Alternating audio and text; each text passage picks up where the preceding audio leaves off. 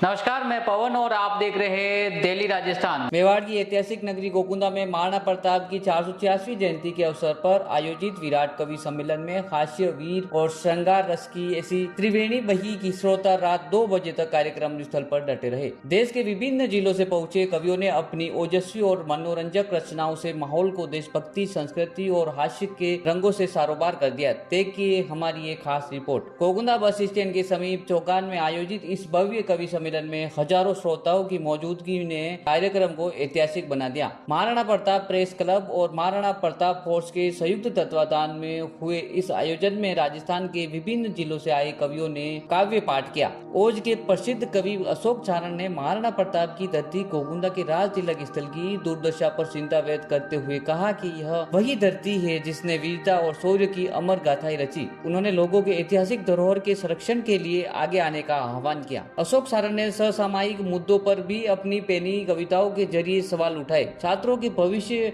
और paper leak जैसे समस्याओं पर प्रस्तुत उनकी कविता को श्रोताओं ने तालियों की गड़गड़ाहट से सराहा। वही हास्य कवि कानू पंडित ने अपनी चुटीली रचनाओं से दर्शकों को हंसा हंसा कर लोटपोट कर दिया। उनकी चेतक घोड़े पर आधारित कविता ने भी खूब वाहवाही बटोरी।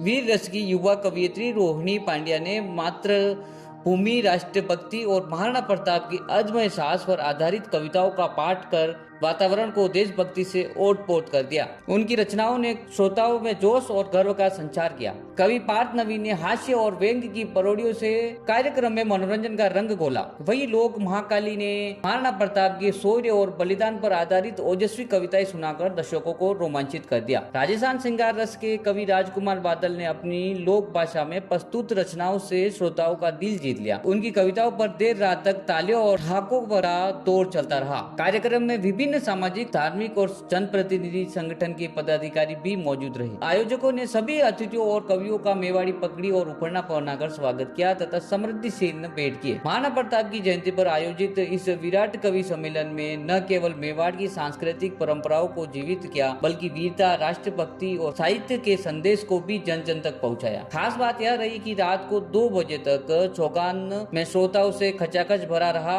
हर कविताओं पर तालियों की गूंज सुनाई देती रही। गोकुंदा की ऐतिहासिक धरती पर आयोजित इस कवि सम्मेलन ने एक बार फिर साबित कर दिया कि मेवाड़ की संस्कृति, साहित्य और शौर्य की परंपरा आज भी लोगों के दिलों में उतनी ही जीवित है। प्रताप प्रेस क्लब गोकुंदा एवं प्रताप फोर्स गोकुंदा के संयुक्त तत्वावधान में आयोजित इस अखिल भारतीय कवि सम्मेलन में शिरकत करने के लिए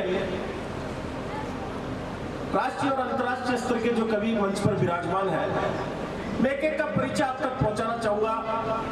मेरे शिष्य भाई लखन सालवी कोशीतल से बिलोंग करते हैं, आपके बीच हैं, दैनिक भास्कर देखते हैं। आइए कवि सम्मेलन पर आज की रात आपको राजस्थानी गीतों और हिंदी गीतों के माध्यम से खूब हंसाएंगे।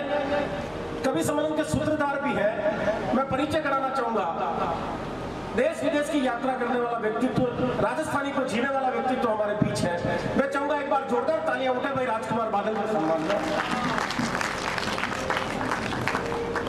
देशभक्ति, राष्ट्र प्रेम और प्रताप को जीने वाला व्यक्तित्व आज हमारे बीच है। कई देशों की यात्रा करने के बाद, और साथियों एक चीज मैं बता दूं, 30 दिन से, विगत 30 दिनों से दैनिक जागरण के कार्यक्रम में भाई अशोक चारण है और आज इनका 31वां कार्यक्रम गोकुंदा में है। मैं चाहूंगा जोरदार तालियां भाई अशोक चारण के सम्मान में। पेरोडी विधा का एक सिद्धहस्त कलमकार, पेरोडी यानी प्रतिगीत।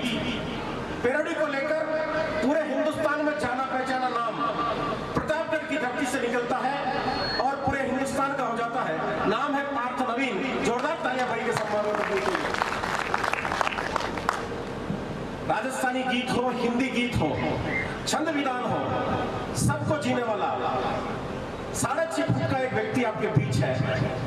श्रीनाथ जी की धरती से गोकुंदा की धरती पे है। वो चाहे तो प्रताप पे पढ़ सकते हैं, वो चाहे तो हिंदुस्तान पे पढ़ सकते हैं। हिंदी और राजस्थानी में बराबर भूमिका निभाने वाला व्यक्तित्व, नाम है लोकेश महाकाली। जोरदार तालियां इनके सम्मान में बजनी चाहिए।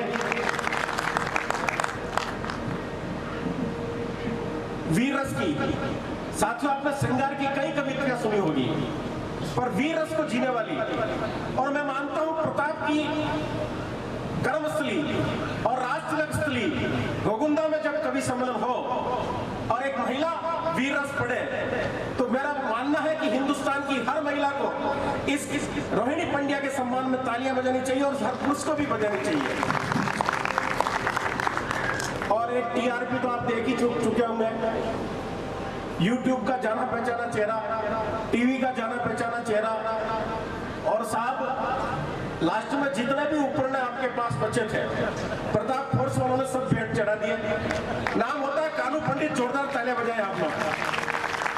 और मैं आपका अपना छोटा भाई बद्री बसंत 2 बार पहले भी आ चुका हूं, कई लोगों के दीदार हुए हैं, आज वापस पुनः आपके बीच हूं। साथियों, 4 पंक्तियां जिस उद्देश्य के लिए कवि सम्मेलन किया जा रहा है, पढ़कर मैं इस कवि सम्मेलन का आगाज करना चाहूंगा और देखना चाहूंगा कि गोकुंदा में किस तरह से कवि सम्मेलन सुना जाता है। मेवाड़ और प्रताप के अलावा मेवाड़ में कुछ नहीं। तब मैं निवेदन करना चाहूंगा सुनना कि करुण नमन ये वीर प्रसूता मेवाड़ी माटी है, करुण नमन ये वीर प्रसूता मेवाड़ी माटी है, और घास खाकर भी लड़ते रहना यहाँ की परिपाटी है। और कथा आज भी अमर है यह चेतक महान की, और आदमी तो आदमी घोड़े ने परवाह नहीं की जान की, आदमी तो आदमी घोड़े ने परवाह नहीं की जान की, तो किसे बतलाऊं कथा आज पन्ना के बलिदान की। निज सुत कटवा दियो फिर भी रक्षा करी स्वाभिमान की, तो भक्ति की देवी मीरा जहाँ नाची ताता थैया, विस्फान की खबर सुन जब से दौड़े आए कृष्ण कन्हैया, तो जहाँ का स्वाभिमान ऊंचा और रक्त सस्ता बिके, ये कहती हल्दी घाटी है। करुण नमन ये वीर प्रसूता मेवाड़ी माटी है, करुण नमन ये वीर प्रसूता मेवाड़ी माटी है।